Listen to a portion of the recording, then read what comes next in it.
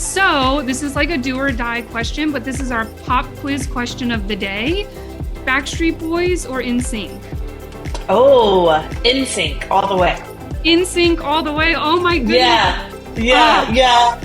It's the bye dance for me. That's what helps me. Honestly, that does push it over the edge. I totally agree. It's well coordinated. All right. Well, welcome to the Renew podcast presented by RentSpree. I'm Lauren Martin, and I'm extremely honored and excited about the opportunity that I have to host and conduct meaningful conversations with some of the top female voices in the real estate industry. In this episode, I'll be talking to Emily Chenevert, CEO of the Austin Board of REALTORs. She is, in fact, the first female CEO in the history of ABOR. We'll be discussing her professional real estate journey, as well as what she sees are still the biggest issues facing women who work in the real estate industry. Emily, welcome, and thank you for taking the time to come on the Renew podcast.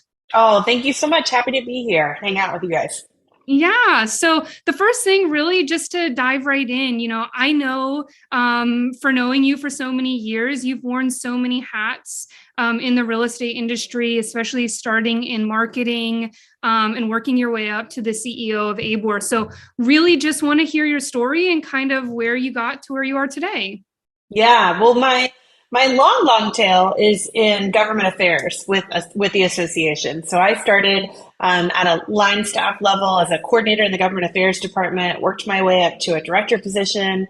I worked for the state association for a period of time in their government affairs department, then came back to ABOR and expanded my role into larger operations oversight, marketing, communications, and then eventually the interim CEO and then CEO. So I have spent my career with realtors. I say that I can't quit them because I really like their business and I really respect the work that our agents do and how hard the work that they do is. That's awesome, especially, when I first started working in the real estate industry, when we were learning about kind of how to work with MLSs, and I know I became one of your account managers at my past job, I thought to myself, these organizations run as like little mini governments. So did that experience help you at all understand kind of how to deal with the MLS industry? Yeah, I mean, in two ways. One is there's plenty of politics to be had in a boardroom, no matter whose boardroom it is. And so, learning to navigate people and their interests and build consensus when you're trying to build support for an idea or an initiative that you're working on was definitely something that was rooted in my government affairs background.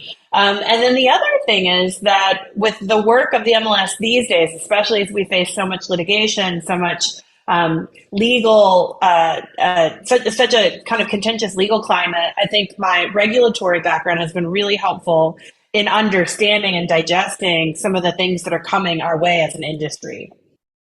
Yeah, that's really interesting to hear, especially like I know with NAR mid-year coming up, there's so much to get involved in. And really the real estate industry is so ingrained in our day-to-day lives. A lot of the times you don't think about all the laws and regulations that go behind that, but I'm sure that your background really was helpful. But you served in a leadership role for ABOR for over 10 years. What would you say has been the most gratifying part of your experience as a female leader? I think of late, the work through the pandemic was really hard. Like nobody wrote me a manual for how to be a CEO in a global pandemic. No, nor did anyone else receive one, to my knowledge. But it was early in my tenure too as a CEO and one who wanted to build culture that was supportive and conducive to helping people through something that was traumatic and we were all sharing at the same time. So I think that I'm proud of the work that we did during that period of time, and really proud more so of the culture that we built and the support that my team offered collectively as a kind of ABOR community, both to our agents and as staff members peer to peer. I think that's great. I wish they created a handbook just on like how to work through the pandemic. Honestly, I don't know about you, but now I have to think like, okay, if I'm getting on a Zoom call, is my dog like locked in the room? Is the doorbell going to ring? Yep. Just so many things you didn't have to think about. Yeah, I mean, it was also like, is my 7-year-old going to run behind me naked? Or, you know, I mean, there was just the issue of like, we were all really stuck. But I think that one of the things that was really interesting about that, I think, especially as a female leader, is that that kind of opened a door to a part of my life that I keep generally separate from work. Like, I'm happy to talk about my family. I'm an open book, but that is a different shelf than the one that I'm in when I'm at work. And those two were really combined Yeah. physically just because of the space that we were in, but also because it just kind of everybody needed a little extra support at that time. So it was an interesting experience for me to kind of have the mom life and the work life come together in that way. Yeah, it's so interesting that you bring that up. I was actually talking to one of my friends who works in real estate a couple weeks ago, just about how as women we really do separate our lives. Like I don't bring a lot of my personal life into work.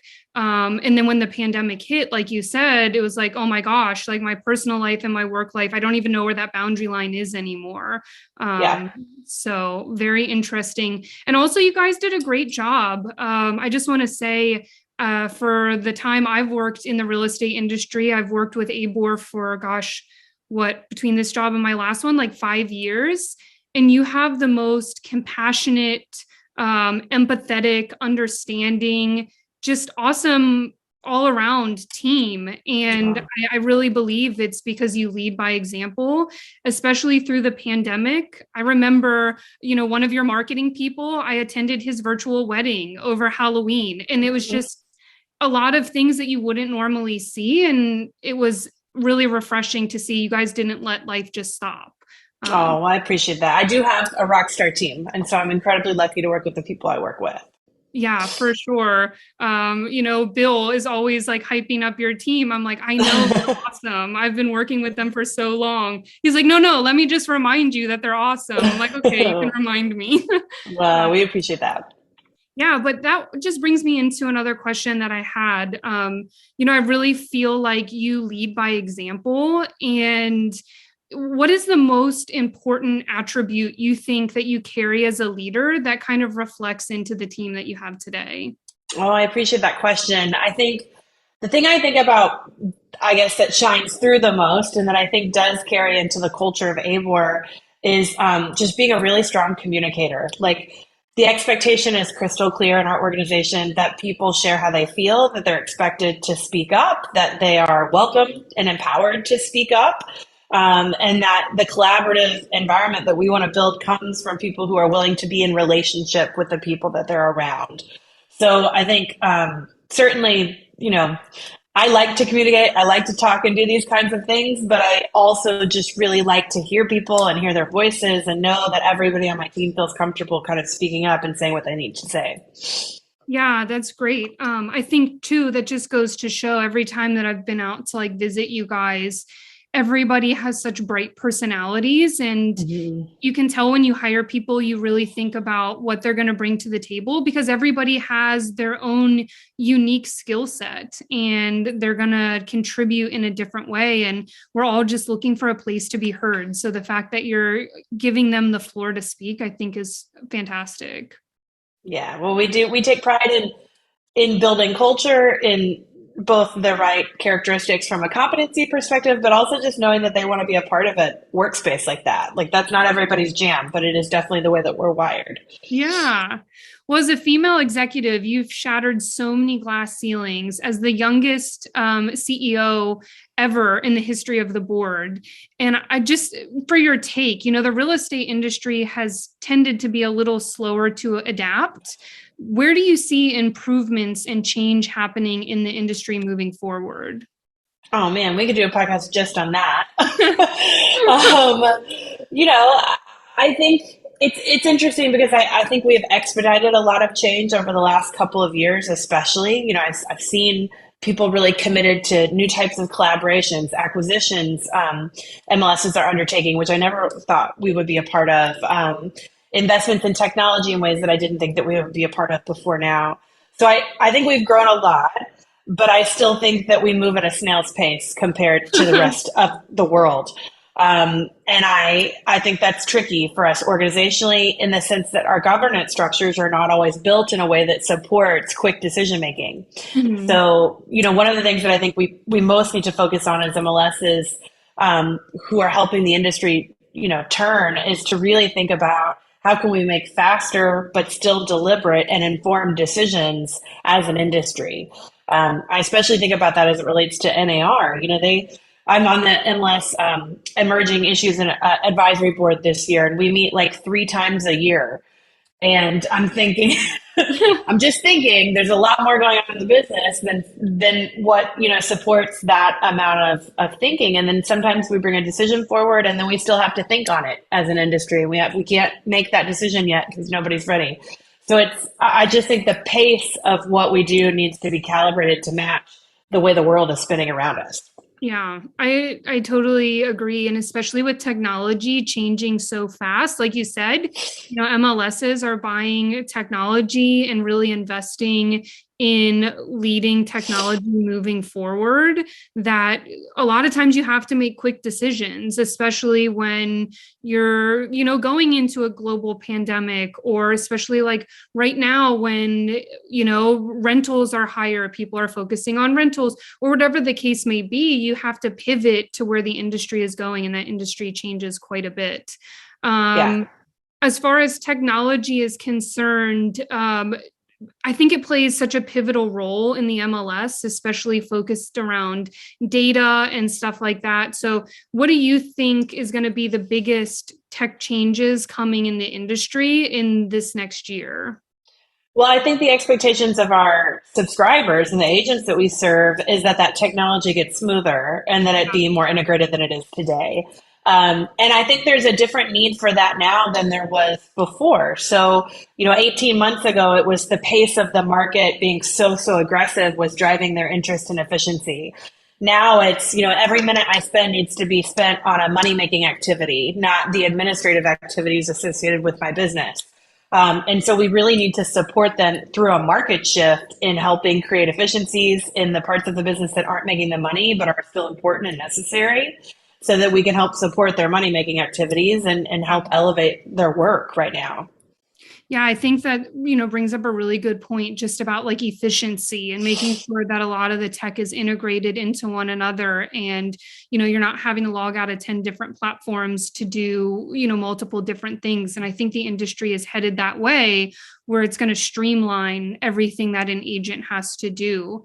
And it's especially pivotal in today's society. I bought a house not too long ago, and they asked me if I could scan in my document. I was like, I don't have a scanner. This is terrifying.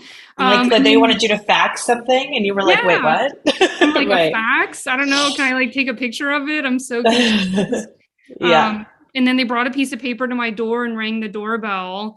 And I signed it. I was already in the home. And as soon as I signed the paper, the roof started leaking on my head. I was like, this is a catastrophe. My mom was like, welcome to home ownership. But it's just like this series of events. I'm like, can't I just do this over an app on my phone?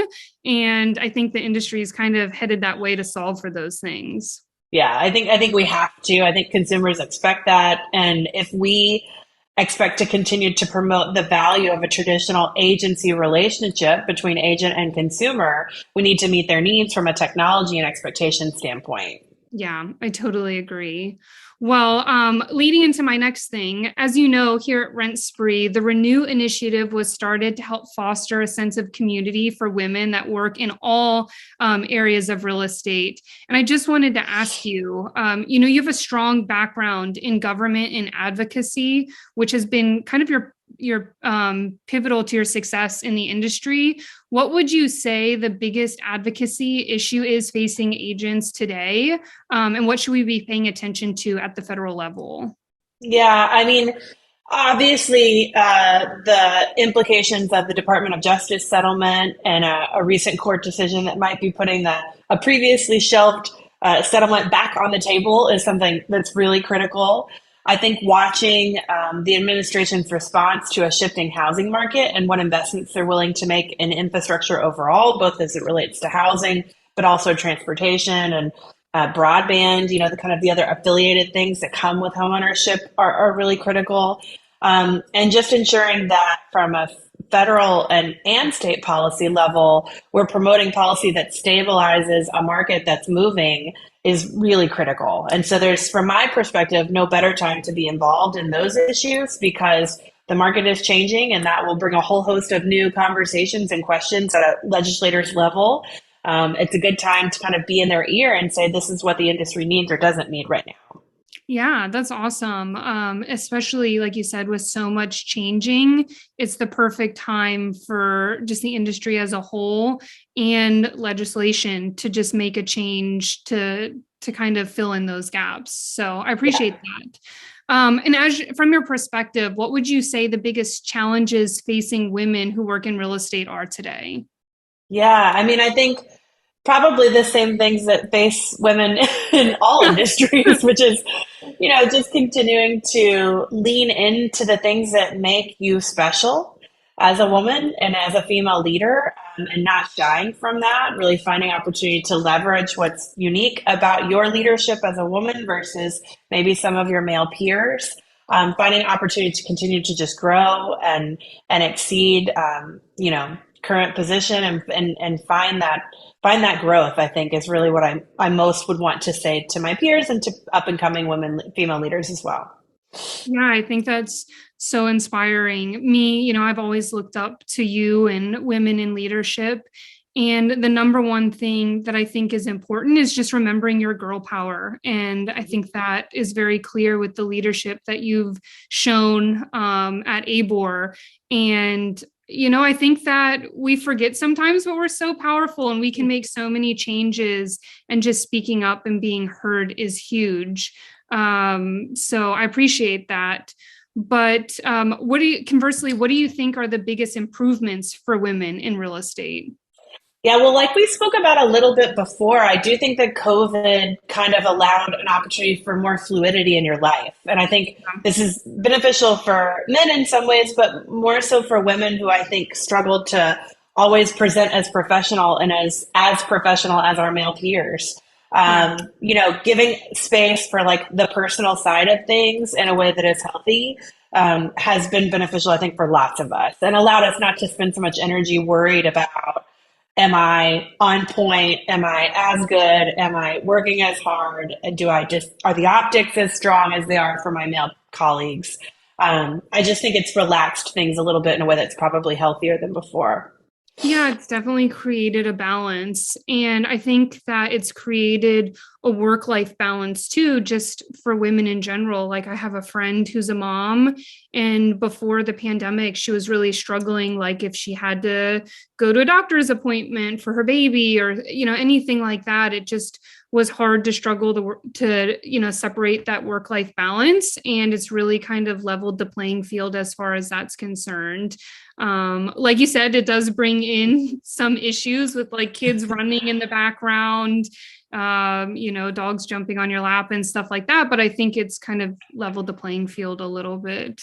I'll say this too, though. I'm raising two little boys. So my children are 8 and 11 and both boys. And one of the things that I most value about this period of time is that they have been able to watch me work too, and to see what that looks like. And I think them seeing females in leadership positions is as important as all the little girls that I hope see those things too, just so that everybody has this understanding that leadership is an opportunity for anyone who is willing to step into that kind of position and try and work hard and do the things that it takes to get there. Yeah, I think that's so powerful, especially, with two young boys, to see such a bright and powerful, female influence, and, it gives them something to be proud of and look up to. I think that that's so impactful. Have they ever like sat in and listened to one of your meetings and been like, Mom, that's so cool? Yeah, I think they wonder, well, like for a long time, I think they were like, all she does is to yell at a screen. Because I like yell talk all day in my meetings. I'm animated. But I had this kind of unique experience. I won an award 18 months ago, a Best CEO Award thing in Austin. And I took my oldest son. Oh, thanks. I took my oldest son with me as my date. And Yeah, and I think it was cool for him to get to like feel special and elevated and, be at a big kid event. But I think also that he got to see the quality of leaders across our community at large and not just with me, but meeting my peers and looking at the amazing things that they're doing across Austin as well. I think that's amazing. And I think it's so important to foster those relationships and let them see, like, hey, if my mom can do it, anybody, can do it. We can all make it if we work as hard as my mom did. So I love that. Did he dress up in like a little suit? Yes, he was so precious. Yes, that was the best part was the Christmas tie he wore. It was a December event. Oh my gosh. I know, it was really cute. I wish this was like a TV show where I could point and like a picture. We would show him. So cute. And I know you got to bring him to, is he the one that went to New York with you? He came to New York after Inman. Yeah. That's so special. I think, I think it speaks to really just this industry as a whole. It's so heartwarming and welcoming. We're just such a big family. And Yes. it's very family oriented. And I've met so many people's moms or dads or spouses or kids through these trips. And I Yep. bet he just had a blast. Yeah, it is. I would totally agree that we are incredibly lucky to work in a business that's very warm and very welcoming in that way. And it's definitely made space for me to be a young mom and a leader and professional. Yeah. Did you guys see a show? We did. We saw the Harry Potter play on Broadway, which was very long, but he loved. I didn't realize it was 3.5 hours when we watched it, but he knew every bit of it and leaned over and told me all the things that he thought I was too ignorant to know because I'm not as into Harry Potter as he is. But it worked out really well. That's amazing. I'm so glad you guys got to do that. That's so funny. He was like, Mom, let me tell you about Harry Yeah, Potter. Okay. he was like, "Let me break this down." Yeah, that's awesome. Well, in your role as CEO at ABOR, is there anything that you are particularly focused on influencing that could help push the industry forward as much as it pertains to women? I mean, I think we continued to work hard on issues of diversity, equity, and inclusion, which I think certainly has an impact both on gender equity, but also race equity and providing just space for everyone to feel welcome. We've worked really hard, not just to say we're going to do better, but to really analyze and benchmark where we are today. So we started that effort first with a benchmarking report that really evaluated like where are we today and how we manage those programs and how diverse we are as an organization.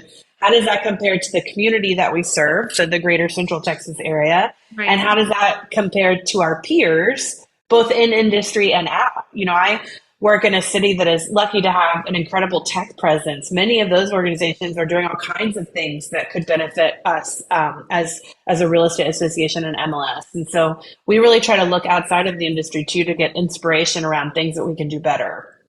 Yeah, I think that's so important and kind of, goes back to your earlier statement of just creating a space where everybody feels like they can talk and shine. And you guys really have created such a inclusive and diverse culture that like even me when I came to visit you guys I immediately felt like part of the team, and I think that has to stem from the inside. So I think that's so important, and you've hired so many powerful people that will look up to you, and not only you but stand and say, look at all that they've done and I can do that too. And I think that's amazing. Yeah, well, that's our goal. We hope so. Yeah. Well, my last question, I know you've kind of given us some bits, but like just for me, like I'm so inspired by you. And if you had like a younger version of yourself that you could say, hey, this is my biggest piece of advice to you going into the workforce, I'm just curious what that would be. I mean, I think I spent a lot of time more self-aware than I needed to be, or like worrying about was I doing enough and pushing hard. And I think that that's been a good thing from a work ethic standpoint, but a bad thing in the sense that some of my energy was misplaced in worrying about what everybody else was thinking versus just putting my head down and getting the work done. Yeah. And so I think, more than anything, I do believe that this industry especially recognizes hard work and recognizes and values contributors and collaborators and people who want to push it forward. even when it feels a little slow and a touch stale at times. But I would just say just keep pushing forward and don't worry as much about, what everybody else is thinking about it. Yeah, I think that's such good advice. And, honestly, advice I have to tell myself all the time, especially as far as like optics are concerned and worrying about, just as a woman, like I worry about everything. Like I'm on a Zoom call, like, is my hair sticking up? Oh, yeah. Or Yeah. think I came across too bossy. And I spend so much time putting energy into that. And I think a lot of people do that. It's good advice just to remember, like, don't focus your energy on that. Focus on moving forward. Because a lot of the times when I'm thinking about myself, like nobody's noticed. So correct. And they're not thinking that either. Yeah. Yeah, exactly. Well, Emily, I want to thank you again for agreeing to be a guest on our podcast. Before we go, I want to do two things. One, please share with our audience anything that you guys are doing that's exciting at ABOR that you want to share coming up. Yeah, well, we're launching RentSpree, so we're excited about that this spring. It's very exciting in a market like ours with so much rental activity. So we are super excited about that. Just continuing to work with Remine and helping promote an alternative to the traditional legacy MLS system. So anybody who wants to reach out about that knows where to find me. And helping our members manage through a shifting market. So we've got lots to do.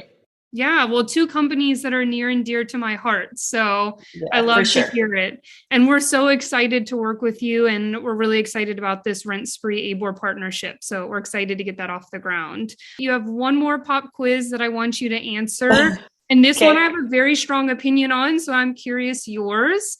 Crocs, yay or nay? Oh, I'm a no. I'm a hard no on Crocs. I can't do it. No, I do definitely have fuzzy UGG slippers on right now. So maybe that's where I draw the line is just before the Crocs. But yeah, I'm a no on Crocs. Sorry, team. Oh, I'm so glad because that was going to be my answer too. Yeah. Well, I'll be curious to see where the final tally is after your season of podcasting is over. Exactly. Yeah. We'll see if we have any Croc fans. Maybe it will make us, question what their style is or not. Right. Oh, well, thank you so much, Emily. This has been episode number 2 of the Renew podcast presented by RentSpree, and I hope that you've enjoyed this conversation. As a reminder, you can visit our website, rentspree.com/renew to learn more about joining our initiative, and please subscribe to the Renew podcast on whatever pod platform you use. Until next time.